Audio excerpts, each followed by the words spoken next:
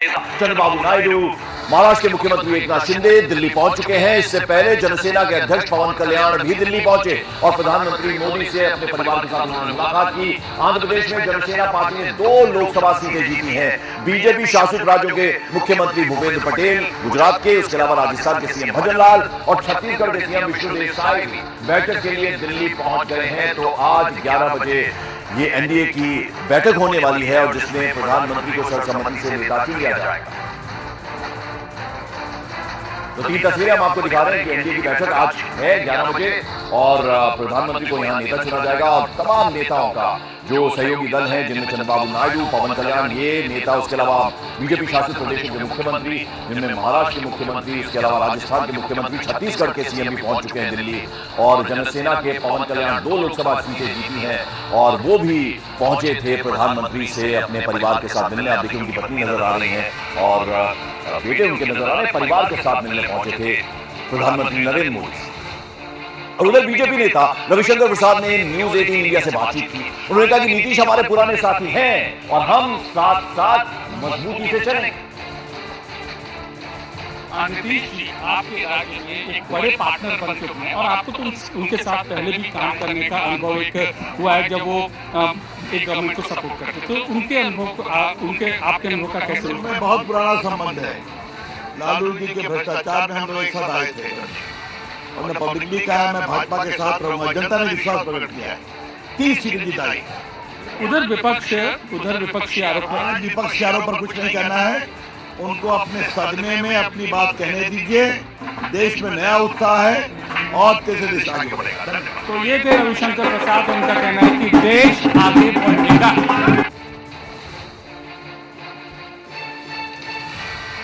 उधर बैठक के लिए दिल्ली पहुंचे बिहार के डिप्टी सीएम सम्राट चौधरी ने कहा कि 293 सीट पर जीत कर आई है एनडीए, इसलिए प्रधानमंत्री नरेंद्र मोदी ही होंगे, ये कहा है सम्राट चौधरी। सम्राट जी, आप दिल्ली पहुंचे हैं। कल एनडीए की बैठक होगी, संसदीय दल की बैठक होगी। आप सभी जो सीएम, डिप्टी सीएम हैं बिहार के और बाकी प्रदेशों के, उनके साथ बैठक होगी।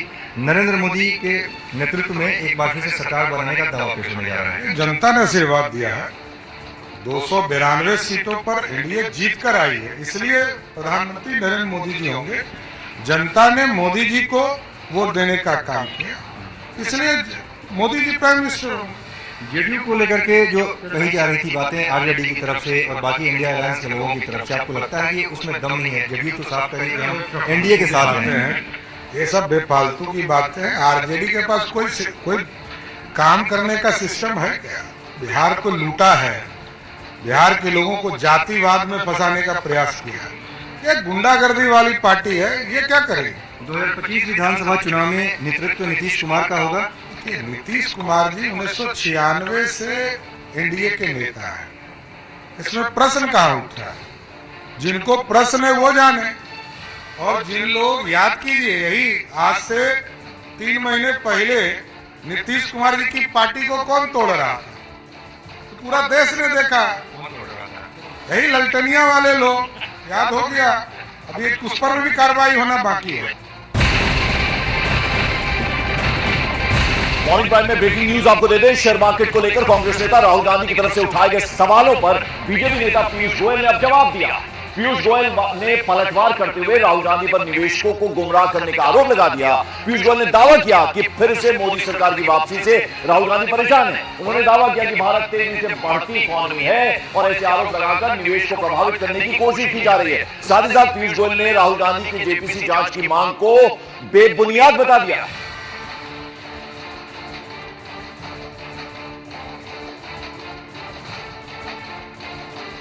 एक बार मोदी सरकार आना निश्चित है और शायद इस बात से राहुल गांधी जी बड़े परेशान नजर आते हैं और अपने बयानों के साथ विदेश और देश के निवेशकों को एक भय के वातावरण में निवेश ना करें, इसके अपने बच्चे को मैजिक बुक नहीं देने का बिल्कुल गलत निर्णय लिया है, क्योंकि इसके बिना तो उनकी हैंडराइटिंग, ड्राइंग और मैथ में कोई सुधार होने की संभावना नहीं।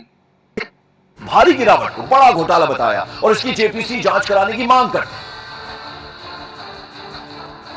प्रधानमंत्री ने देश की जनता को इन्वेस्टमेंट एडवाइस क्यों दी, और 5 करोड़ परिवारों को जो इन्वेस्ट करते हैं उनको प्रधानमंत्री ने, होम मिनिस्टर ने स्टॉक खरीदने का आदेश क्यों दिया।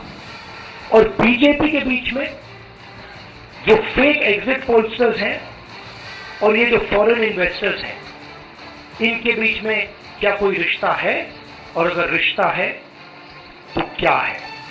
हम जेपीसी चाहते हैं, हम इन्वेस्टिगेशन चाहते हैं, और देश इसकी सच्चाई जानना चाहता है। तो राहुल गांधी ने क्या कहा आपने सुन लिया। उनके इन आरोपों पर एनडीए नेताओं ने पलटवार किया है। शेयर मार्केट में तो जो लोग लगाते हैं उनका अपना काम है, शेयर मार्केट का, उसका बढ़ता है, कंपनी का मार्केट बढ़ता है, घटता है, ऊपर नीचे जाता है, वो क्या कहेंगे। उनका तो काम ही है कि लोकतंत्र में अगर चुनाव हार गए हैं तो उनको स्वीकार करना चाहिए कि वो चुनाव हार गए हैं। कि राहुल गांधी जिस प्रकार से बेबुनियाद और अनावश्यक बातें करते हैं, ये ठीक नहीं है। और नरेंद्र मोदी जी के नेतृत्व में जिस प्रकार से देश की अर्थव्यवस्था मजबूत हुई है, दुनिया में भारत 5वीं बड़ी अर्थव्यवस्था बनकर आई है, और अब दुनिया में भारत 3री बड़ी अर्थव्यवस्था बनने जा रही है माननीय नरेंद्र मोदी जी के नेतृत्व में। और मॉर्निंग प्राइम में अब जरा महाराष्ट्र की सियासत की बात करते हैं। यहाँ एक बार फिर से चाचा और भतीजे के बीच सियासी जंग छिड़ती नजर आ रही है। लोकसभा चुनाव के नतीजे सामने आने के बाद एनसीपी के अजीत पवार गुट में सियासी हलचल तेज हो गई है, और ऐसा माना जा रहा है कि अजीत पवार गुट के कई एमएलए विधानसभा चुनाव से पहले शरद पवार गुट का दामन थाम सकते हैं।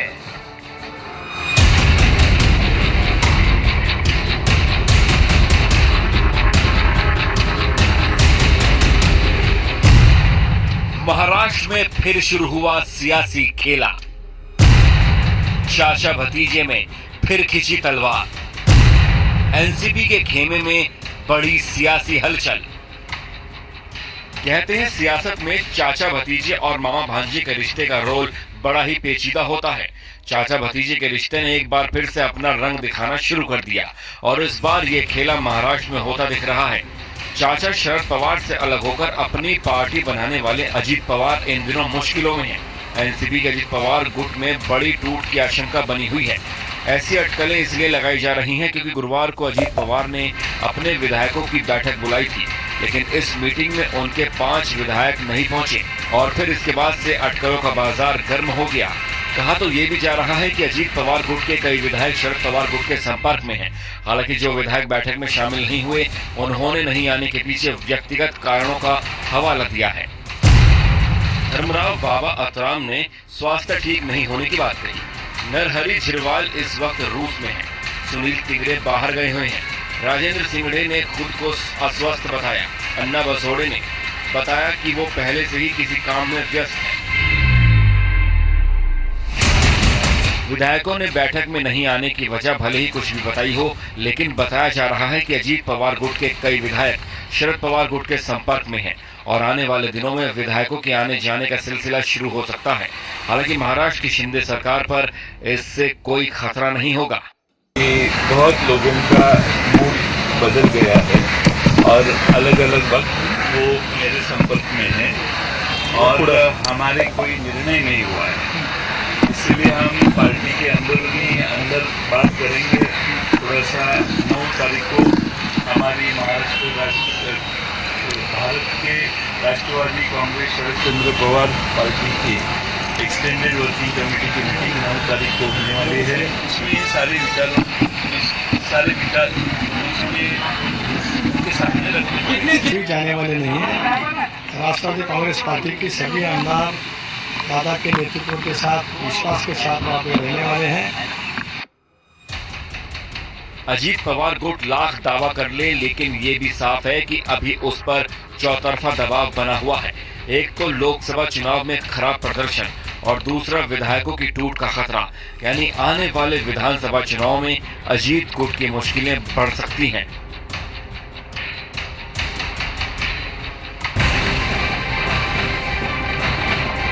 उधर एमएनएस प्रमुख राज ठाकरे ने अपने घर पर पार्टी के महासचिवों की एक अहम बैठक आज बुलाई है, जिसमें लोकसभा चुनाव के नतीजों पर चर्चा होनी है। साथ ही साथ विधानसभा चुनाव की तैयारियों को लेकर इस बैठक में मंथन भी होना है। ये बैठक अब से कुछ देर बाद यानी सुबह 9 बजे राज ठाकरे के घर पर बुलाई गई है। एमएनएस अध्यक्ष राज ठाकरे ने बेहद अहम बैठक बुलाई, जो नतीजे आए हैं उस पर चर्चा होगी और विधानसभा चुनावों को लेकर भी इसमें मंथन होगा। और बड़ी खबर, चंडीगढ़ एयरपोर्ट पर बीजेपी सांसद और एक्टर कंगना रनौत के साथ हुए थप्पड़ कांड की गूंज सियासी गलियारों में भी अब सुनाई दे रही है। चंडीगढ़ से लेकर दिल्ली तक नेताओं ने इस मुद्दे पर अपना अपना रिएक्शन दिया है और हर किसी ने कंगना रनौत के सपोर्ट में बयान भी दिया।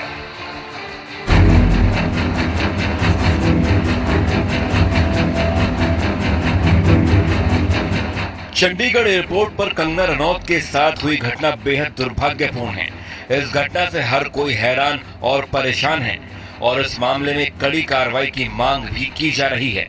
फॉर्चुनेट हुआ है जो भी हुआ है, और चंडीगढ़ में एयरपोर्ट पे जहाँ सुरक्षा की पूरी व्यवस्था है, सुरक्षा कर्मी ही इस प्रकार से व्यवहार करें, और मैं समझता हूँ कि बहुत अनफॉर्चुनेट, और हमने कहा कि उसमें कार्रवाई होनी चाहिए। तरीके से किसी को असॉल्ट करना, और वो भी खास करके एक सुरक्षा कर्मी इस तरीके से अगर असॉल्ट करे तो ये बहुत अनफॉर्चुनेट है, और इसमें हम इसकी कड़ी शब्दों में निंदा करते हैं और इसके खिलाफ जो है एक्शन जो है वो सरकार को लेना चाहिए।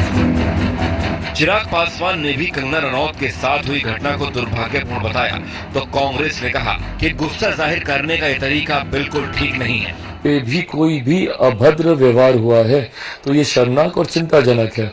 मैं मानता हूँ इस पे जल्द उचित कार्रवाई होगी, सच्चाई पूरी सामने आ जाए, जांच होने के बाद इस पे जरूर कार्रवाई होगी। 1000 किसान की शहादत हो गई, 50,000 किसानों से ज्यादा लोगों ने आत्महत्याएं कर ली, तो गुस्सा है, गुस्सा का मैनिफेस्टेशन ऐसे नहीं होना चाहिए। मैं मानता हूँ ये बहुत गुस्सा है लोगों में, तकलीफें बहुत बड़ी हैं।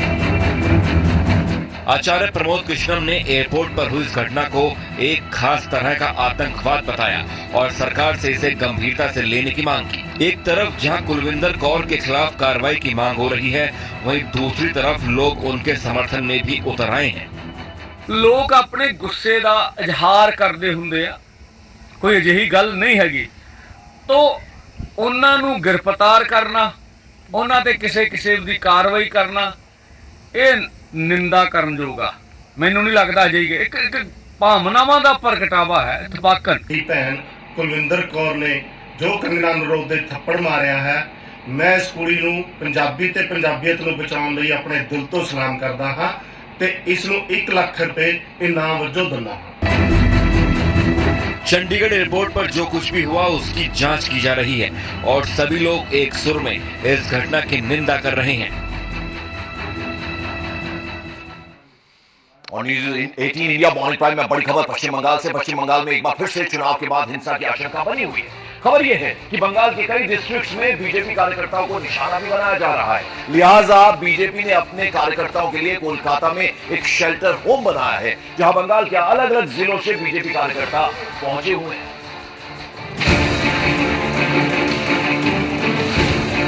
सबको आया घर में धमकी दे रहा है कि बार बार बीजेपी हारने के बाद भी बीजेपी कर रहा है, अगर बीजेपी करेगा तो घर में रहना नहीं देगा। पुलिस बोला रहे हैं, हमको बहुत प्रेशर दे रहे हैं, बोलो तुम्हारा सर कौन था, आप नहीं बोलता तुम्हारा हालत बहुत खराब कर दिया। 2021 साल से हम जो बीजेपी कर रहे हैं, जिस जब से हम कर रहे हैं तब से हमारे ऊपर टॉर्चर अत्याचार बहुत हुआ, हमारा वीडियो भी बहुत है। ये शेल्टर होम कोलकाता में बीजेपी के कार्यकर्ताओं के लिए बनाया गया है और यहाँ पश्चिम बंगाल से कई जिलों के बीजेपी के वो कार्यकर्ता लाए गए हैं जिन्हें प्रताड़ित किया जा रहा है, परेशान किया जा रहा है। पश्चिम बंगाल में चुनाव बाद हिंसा का इतिहास पुराना है और चुनाव बीत चुके हैं, परिणाम आ चुके हैं, लेकिन अब भी भाजपा के कई कार्यकर्ता हैं जिन्हें अपने घरों को छोड़ करके कोलकाता के एक स्थान पर शरण लेनी पड़ी है। चेहरा नहीं दिखा सकते हैं क्योंकि इनको डर है कि इसके बाद भी इनको इसका खामियाजा भुगतना पड़ सकता है। बीजेपी के जो कार्यकर्ता यहाँ लाए गए हैं उनमें पुरुष हैं, महिलाएं हैं, तो कुछ लोग अपने बच्चे और परिवार के साथ यहाँ शरण लिए हुए हैं। इन लोगों का आरोप है कि चुनाव के नतीजे आने के बाद उन्हें धमकी दी जा रही है और उनकी जान को भी खतरा बना हुआ है। क्योंकि देखिए, सबसे पहला बात है कि हम लोग एक मुस्लिम हैं और मैं जिला का अध्यक्ष था माइनॉरिटी मोर्चा का। तो बोल रहा है कि एक मुसलमान होकर हिंदू माने बीजेपी को वो लोग समझता है कि हिंदू पार्टी, तो आप लोग कैसे कर किए हैं सब। तो यही लेकर समस्या हो रहा है कि घर में रहने नहीं देंगे। हम चाहते कि घर में फिर वापस जाए। ये लोग छीन लिया, मेरी जिंदगी में कोई नहीं है, हम अपना बेटा है। अभी मेरा पास एकदम पीछा पड़ गया, मेरे को मेरा एकदम पीछा पड़ गया है। जो हम कैसे जी सके, मेरा बेटा कहाँ रहेगा? हमको कुछ हो जाएगा तो मेरा बेटा को कहाँ होगा बोलिए। लोकसभा चुनाव से पहले बंगाल में संदेश खाली की भी खूब चर्चा थी और इस शेल्टर होम में संदेश खाली से भी कई लोग पहुंचे हैं। उन लोगों का भी आरोप है कि उनकी जान पर खतरा बना हुआ है। मैं 26 दिन पर जेल में था। हमको 24 दिन जेल में 26 में हम जेल में था। हम आया था सोमवार आया था, 26 दिन जेल में था। मेरी तबीयत बहुत खराब है, मैं खाना नहीं खा रहा। हमको पुलिस बोला रहे हैं, हमको बहुत पैसा दे रहे हैं। बोलो तुम्हारा साथ कौन था, आप नहीं बोला था, तुम्हारा हालत बहुत खराब कर दिएगा। हम नहीं, हम कुछ पता नहीं है, हम जाना नहीं क्या हो रहा है। मेरे जो बीजेपी की कार्यकर्ता, हम भारतीय जनता पार्टी है, बीजेपी नहीं करती है, हम प्रतिवाद करती है। इस शेल्टर होम में 40 से 50 परिवार शरण लिए हुए हैं और बंगाल के दूसरे जिलों से भी बीजेपी कार्यकर्ताओं को यहाँ लाया जा रहा है और उनकी देखरेख की जिम्मेदारी बंगाल बीजेपी के अध्यक्ष सुकंता मजूमदार की है। यहाँ पे सब मिलके कम से कम 30, 40, 50 परिवार हो गए। बर्धमान में सब कम से कम 100 लोग हैं। अभी उनको यहाँ पे भेजा जा रहा है कि वहाँ पे भी बर्धमान में हमारा पार्टी ऑफिस का घेराव किया गया और वहाँ पे अभी हमला हो रहा है हमारे पार्टी ऑफिस में, जहाँ पे लगभग 100 लोग हैं। अब तो देख रहे हैं, लोग आए हैं, बच्चियों के साथ आए हैं, छोटी छोटी बच्चियों के साथ। बंगाल में चुनाव के दौरान और चुनाव के बाद हिंसा का इतिहास पुराना है और उसी हिंसा की आग से खुद को बचाने के लिए बीजेपी के कार्यकर्ता बंगाल के अलग अलग जिलों से यहाँ पहुंचे हुए हैं। एक तरफ बीजेपी जहां टीएमसी पर अपने कार्यकर्ताओं पर हमले का आरोप लगा रही है, वहीं बंगाल पुलिस का रवैया भी सवालों के घेरे में है।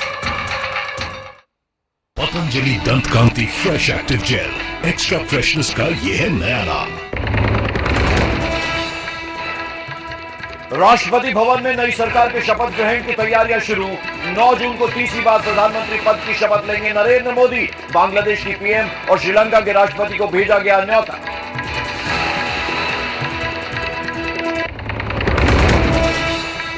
महाराष्ट्र में फिर सियासी उथल पुथल के आसार। अजीत पवार की मीटिंग में नहीं पहुंचे 5 एनसीपी विधायक। जयंत पाटिल ने किया शरद पवार गुट के संपर्क में होने का दावा।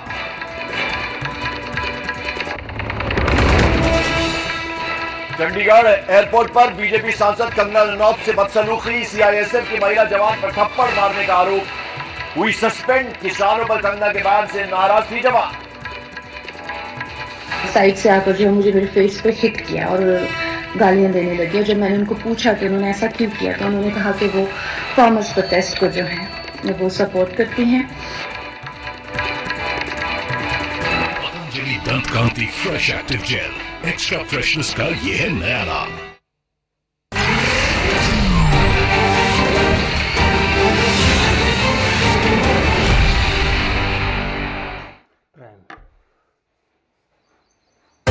समाचारों में लोगों को अपना पीडीए वाला फॉर्मूला याद दिला दिया, क्योंकि लल्लू सिंह के बयान को विपक्षी गठबंधन ने सीधा आरक्षण से जोड़ा। इस तरह का संदेश देने की कोशिश की थी कि संविधान बदलकर आरक्षण खत्म किया जा सकता है। माना जा रहा है कि आरक्षण खत्म होने के इसी खौफ ने बीजेपी को अयोध्या और उसके आसपास के इलाकों में बहुत नुकसान पहुंचा है, क्योंकि अयोध्या की सीट जनरल सीट है। लल्लू सिंह लगातार 2 बार से यहाँ जीत रहे हैं, लेकिन जैसे ही लल्लू सिंह ने वहां संविधान बदलने का बयान दिया, अखिलेश ने ऐसा दांव चला कि दलित समुदाय के मतदाताओं के समाजवादी पार्टी के पाले में आने का इंतजाम हो गया। क्योंकि अखिलेश यादव ने अयोध्या से पासी समुदाय से आने वाले दलित नेता अवधेश प्रसाद को टिकट दे दी। कहा जा रहा है कि उसका नतीजा ये हुआ कि लल्लू सिंह के बयान की वजह से जो पिछड़ा और दलित समुदाय डर गया था और सोच रहा था कि संविधान बदलने पर उसका आरक्षण खत्म हो जाएगा, वो समाजवादी पार्टी के खेमे में आ गया। और केवल अयोध्या ही नहीं, उसके आसपास की कई सीटें विपक्षी गठबंधन जीत गया। वैसे बीजेपी प्रत्याशी लल्लू सिंह के बयान ने विपक्षी गठबंधन के हाथ में एक ऐसा सियासी हथियार पकड़ा दिया जिसने केवल अयोध्या और उसके आसपास के इलाकों में ही नहीं, पूरे यूपी में उसे फायदा पहुंचाया। या यूं कहें कि लल्लू सिंह के एक बयान ने बैठे बिठाए यूपी में बीजेपी का अच्छा खासा नुकसान करने का इंतजाम कर दिया। क्योंकि लल्लू सिंह के संविधान बदलने वाले बयान को राहुल और अखिलेश की जोड़ी ने आरक्षण से जोड़ दिया था। इसके बाद अखिलेश का पीडीए यानी पिछड़ा, दलित और अल्पसंख्यक वाला फॉर्मूला भी इससे जुड़ गया था।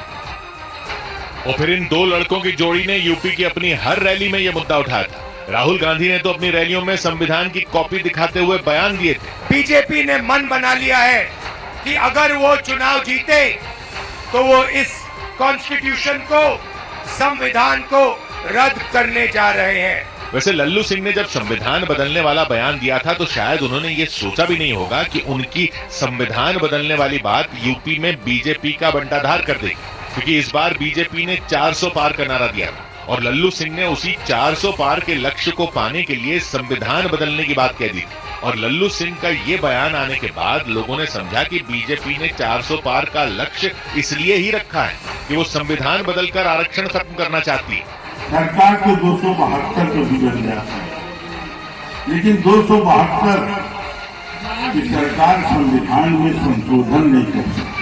माना जा रहा है कि लल्लू सिंह के बयान को आरक्षण से जोड़ने की वजह से यूपी में बीजेपी के लिए ऐसा खराब माहौल बना कि 400 पार तो दूर, एनडीए 300 का आंकड़ा भी पार नहीं कर पाया, क्योंकि जिस यूपी की वजह से दिल्ली में सरकार बनती है उस यूपी में एनडीए को 80 में 36 सीटें ही मिली। नतीजा ये हुआ कि इस हार के बाद बीजेपी के सहयोगियों ने भी लल्लू सिंह के खिलाफ मोर्चा खोल दिया और उत्तर प्रदेश में एनडीए के इस खराब प्रदर्शन के लिए लल्लू सिंह के बयान को भी जिम्मेदार ठहराया। यूपी में मंत्री और निषाद पार्टी के अध्यक्ष संजय निषाद ने खुलकर बोल दिया कि संविधान बदलने वाले बयान को विपक्षी गठबंधन ने हाथों हाथ लिया और लल्लू सिंह जैसे नेताओं के बयान को अपना हथियार बना लिया। कुछ दो एक नेताओं ने ये कह दिया कि आएंगे हम तो संविधान बदल देंगे। संविधान मोदी जी ने उसका बयान देते रहे। बीजेपी के एक और सहयोगी अपना दल एस के नेता और उत्तर प्रदेश में मंत्री आशीष पटेल ने तो लल्लू सिंह का नाम लेकर उनके बयान पर सवाल उठाया। लल्लू सिंह जी जैसे मैं नाम लेके कह रहा हूँ, अनर्गल बयानबाजी ने उनको कहीं न कहीं नुकसान पहुंचाया है। बीजेपी के सहयोगियों के मुताबिक लल्लू सिंह ने संविधान बदलने के लिए 400 पार करने की बात कहकर बीजेपी को तो नुकसान पहुंचाया ही, एनडीए की बाकी पार्टियों के लिए भी गड्ढा खोद दिया। यानी बीजेपी के दो सहयोगियों ने एक साथ अयोध्या में बीजेपी प्रत्याशी लल्लू सिंह पर यूपी में हार का ठीकरा फोड़ा, क्योंकि उनके मुताबिक न लल्लू सिंह संविधान बदलने की बात करते और न विपक्षी गठबंधन इसे तूल देता और न राहुल गांधी अपनी रैलियों में संविधान की कॉपी लहराते हुए पिछड़ों और दलित समुदाय के लोगों को आरक्षण खत्म होने का डर दिखाते, क्योंकि राहुल गांधी ने इस मुद्दे पर इतनी बार और इतनी बात की कि धीरे धीरे पिछड़ों और दलित समुदाय के मन में आरक्षण खत्म होने का डर बैठ गया। नौबत आ गई कि खुद प्रधानमंत्री को अपनी रैली में डैमेज कंट्रोल की कोशिश करनी पड़ी और कहा कि संविधान को किसी कीमत पर नहीं बदला जा सकता।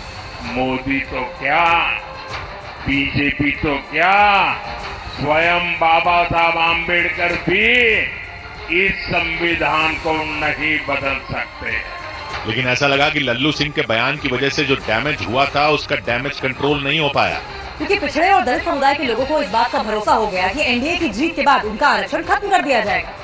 और इसीलिए 2019 में यूपी के 80 में 64 सीटें जीतने वाला एनडीए 2024 में 36 सीटों पर सिमट गया। और इस सब के लिए अयोध्या से बीजेपी प्रत्याशी लल्लू सिंह के बयान को बड़ी वजह माना गया, क्योंकि उनके बयान के बाद विपक्षी गठबंधन ने ऐसा माहौल बनाया कि राम मंदिर का मुद्दा भी काम नहीं आया, क्योंकि यूपी की कई अहम सीटों के साथ साथ बीजेपी अयोध्या भी हार गई और इसीलिए बीजेपी के सहयोगियों ने लल्लू सिंह के खिलाफ मोर्चा खोल दिया। इधर खबर है कि प्रधानमंत्री का शपथ ग्रहण समारोह रविवार को होगा। सूत्रों के मुताबिक 9 जून को शाम 7:15 बजे नरेंद्र मोदी तीसरी बार प्रधानमंत्री पद की शपथ लेंगे। खबर है कि एनडीए सरकार के शपथ ग्रहण समारोह को लेकर राष्ट्रपति भवन में तैयारियां शुरू कर दी गई। एनडीए के सहयोगी दलों से बात करने के लिए बीजेपी ने पार्टी अध्यक्ष जेपी नड्डा की अध्यक्षता में एक अहम बैठक की। सूत्रों के हवाले से खबर है कि बैठक में इस बात पर चर्चा हुई कि नई सरकार में सहयोगी दलों की क्या भूमिका होगी और उनकी मांगें क्या हो सकती हैं। इस दौरान अमित शाह और राजनाथ सिंह समेत पार्टी के कई बड़े नेता भी बैठक में मौजूद रहे। एनडीए के सभी नए सांसदों की सुबह संसद के सेंट्रल हॉल में बैठक होगी। इसी बैठक में प्रधानमंत्री नरेंद्र मोदी को औपचारिक रूप से एनडीए का नेता चुना जाएगा। सूत्रों ने दावा किया कि अजीत पवार गुट के 10 से 15 विधायक उनका साथ छोड़ सकते हैं। मतलब वो शरद पवार की एनसीपी शरद चंद्र पवार में वापसी कर सकते हैं, क्योंकि दावा किया गया कि महाराष्ट्र की सत्ता में बीजेपी और शिवसेना गुट के साथ ही अजीत पवार गुट के करीब 10 से ज्यादा विधायक इस वक्त शरद पवार के संपर्क में हैं। और इसका मतलब ये हुआ कि महाराष्ट्र में होने वाले विधानसभा चुनाव से पहले किसी भी वक्त महाराष्ट्र से बड़ी सियासी उठापटक की खबर सामने आ सकती है। सूत्रों का दावा है कि अजीत पवार गुट के करीब 10 से 15 विधायक